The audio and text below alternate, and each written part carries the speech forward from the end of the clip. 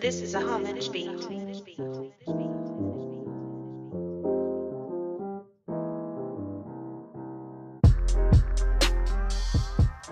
Grace and peace, grace and peace. Thanks again for tuning in to another episode of I Saw the Lord. It's your boy Brandon. It is good, very, very good to be here. Today I am joined by a special guest. Usually it's Jamel with me, but I've always wanted just to have just other voices on the podcast, and not just male voices either. I'm a big proponent of just having female voices as well. I believe it was last time when I was recording, I had Lizzie. So shout out to Lizzie, provided just a great perspective. But this time I have someone else, an individual who I met. Her and her husband just have been nothing short of a blessing to us. That infamous podcast last year we recorded, concept number 20, where it was the whole community group. I think I had known these individuals for maybe 2 weeks, and I asked if they could participate, and they could have said no. They didn't know me from anything, but for them to just even come and do the podcast with me, and it was great, because like I said, I have no idea what's going to happen going into these podcasts, but it was a very, very great time of discussion, just being real and open with one another. So I do have another one of Vision members, one of our community group members, who is actually taking over as leaders next month and forming their own community group. So congratulations on that. But I am joined by none other than Shirnetta Harold. She is a life resource and women's empowerment speaker. She loves the Lord, and she loves helping women, especially in the community. She also, along with Jasmine, they lead the women's ministry at the church. So they are dedicated to the Lord, dedicating to serving God's people. And I'm honored, truly honored, to have her and her knowledge and experience and resources here to join me on this topic, where it's concept number 33, why do people use drugs? But how are you doing today? Thank you so much. Thank you so much. Thank you. Thank you so much for, creating a safe space for women to come and share their insight, using your ministry in this way. I'm doing well, busy, but well. And so I'm just excited to be here. It's really good to be here. And again, founder of S.I.C.K RDU. Take a moment if you want to plug that. Any social media, any website, anything you want to talk about in regards to that. So as you've already mentioned, I am a life resource and women's empowerment speaker. And so pretty much what I do is that I create content and conversations that is, bona fide, that is real, that is genuine, that is transparent, specifically for millennial wives. And so what I want is for millennial wives to know that they're not going through marriage alone. And so I want to build a safe community for women to do that.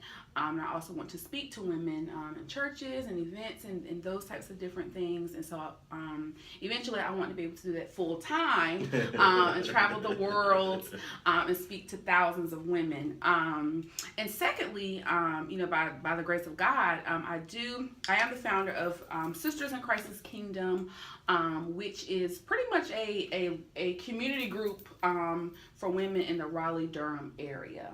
And so our mission is very simple, and it's to heal our hearts and serve others. And so you can find more information about me on my website at www.shirnettajharold.com. You can also find me on Instagram at ShirnettaJHarold. Shout out. Go check that out, ladies and gentlemen. But again, like I said, grateful to have you here. I always joke with Jamel, because some of the topics, like, they don't really jump out to people. Like, I think the last one me and Jamel had done like why should one honor a contract, and just on the surface it may like not jump out to you, even though once you get through it you see what I'm trying to present. But this one will definitely jump out at people, because especially I know it's just such a taboo thing. Like even in church, I don't even think too many people like have conversations on drugs or anything like that. But like I said, I wanted to go everywhere and just talk about these things, and just do it in a way where it gives me an interest, a foothold. So hopefully someone will be like, okay, what is this guy talking about? And then draw the spiritual application to it. And always when I have a special guest, I always try to match them up with a topic that they would care about. And I was told this was one of the topics that caught your attention. But what about this topic stuck out to you? Did you have like experience working with people who dealt with drugs? What about this topic was like, I would like to talk about this one? Yeah, so along the lines of, all the women's stuff that I do from an entrepreneurial standpoint, I also do have an MSW, which is a Master in Social Work, and I do have a concentration in community mental health. So prior to becoming a school social worker of what I do now, I did 3 years of community mental health in Durham, North Carolina, and it was amazing. So this topic of drugs, substance abuse, recreational use, it definitely interests me. Simply, providing therapy, because I did do therapy at one time, providing therapy to those who were using substances, as well as going into homes and seeing drug transactions performed in front of me. Wow. And so this is definitely a topic that I'm very interested and compassionate about. Well, I'm grateful for that, because like I said, I hate pairing people up with something they could care less about. So I'm glad that you brought it to my attention, that this was one that you actually cared about. And this is actually, I have a lot of favorites. I always say this all the time. There's each one of these topics means something to me, but this one especially, because it's something that we don't often think about. But we'll get to there. But I start off with this topic saying a question like this is extremely broad and can solicit several answers. However, in order to properly answer this question, one must define what a drug is. A drug is medicine or other substance which has a psychological effect when ingested or otherwise introduced into the body.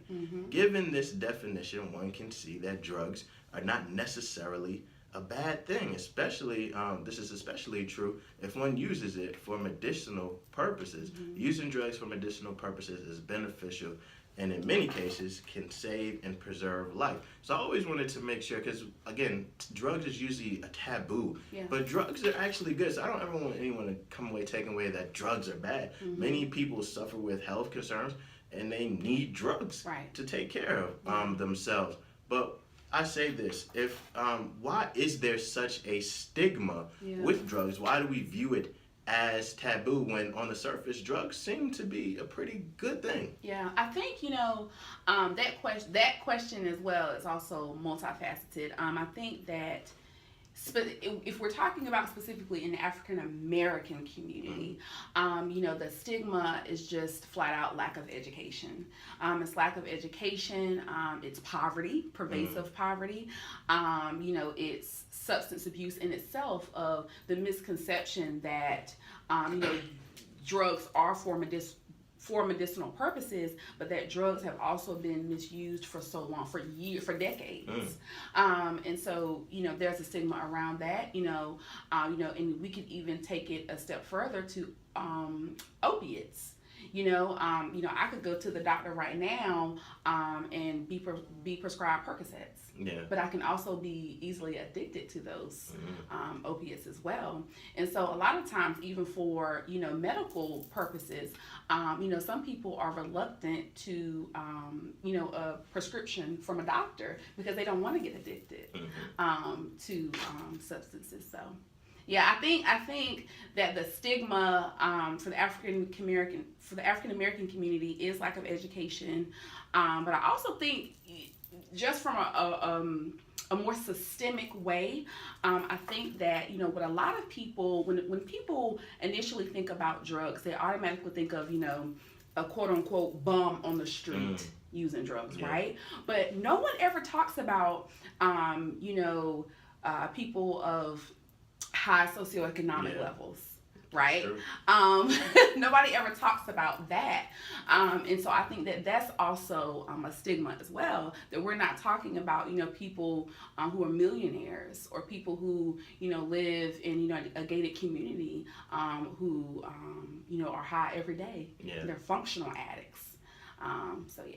No, and like I said, I've tried to do some research and pick up things where I hear, because we usually view drugs in more impoverished Yes. communities, Mm-hmm. and we see the penalties a little bit harsher. Even though I know there's a lot going on, especially with this new administration surrounding drugs, but I've always heard like there's a push for, instead of imprisonment, that there's like a rehab, Yeah. especially in, like you said, the more affluent Mm-hmm. communities where we see Mhm. this plagued. Yeah. And us as black people look at that and like, oh, now that the white people Right. have suffering, from these problems, Right. it's a rehab as Yeah. opposed to get them thrown in jail. Mhm. Like I said, I'm not too up on that, but I hear Yeah. things through the grapevine. And whatnot, but that's definitely a good point. You Mhm. talked about not being informed, but you also said this abuse, that Mhm. people abuse drugs. And for this one, and I remember one time Jermel was asking me this. Mhm. He was like, certain chapters it seems like I do a little bit more research, and others Yeah. I don't. This one I did a little bit of research, because there's a lot that surrounds Mhm. drugs, and even just our thinking Yeah. about drugs. Many of the drugs being abused are by those who are underage. Yeah. One of the more common drugs abused by underage people is alcohol. Yeah. The data shows, and like I said, this is old data. It's 2018, but I got this. It said 2013, 24.6% of people ages 18 or older reported that they engage in binge drinking in the past month. Another drug statistic said that another drug that is abused by those who are underage is tobacco. Yeah.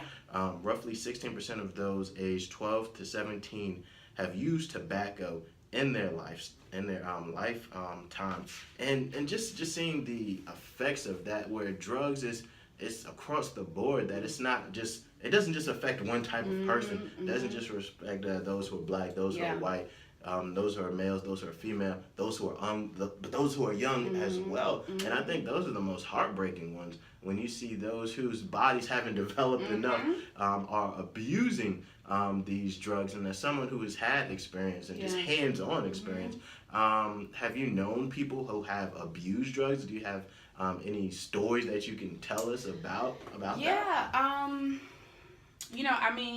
For me, I was introduced to substance abuse at a very young age. So I had a lot of family members who were alcoholics. As a child, you're always like, well, why is Uncle such and such always, belligerent and loud? But when you become a teenager and you become an adult and you realize that, a family member has died, for an overdose, or a family member has liver cancer, because of the amount of alcohol consumption. And so at a very young age, I was very well aware. My late grandmother, she smoked cigarettes like probably 2 packs a day. And she also, dipped tobacco. But, from a more professional experience, I have a lot of stories about children underage, adults, grandparents, co-workers who have used substances. And I think that I don't have one specific story, but I can say that specifically in Durham, North Carolina, I know a lot of people, say that there are a lot of, quote unquote, rough parts of Raleigh, but there's nothing like Durham County. But the amount of substance abuse that I was able to see in-house it leaves me speechless. That it's accessible.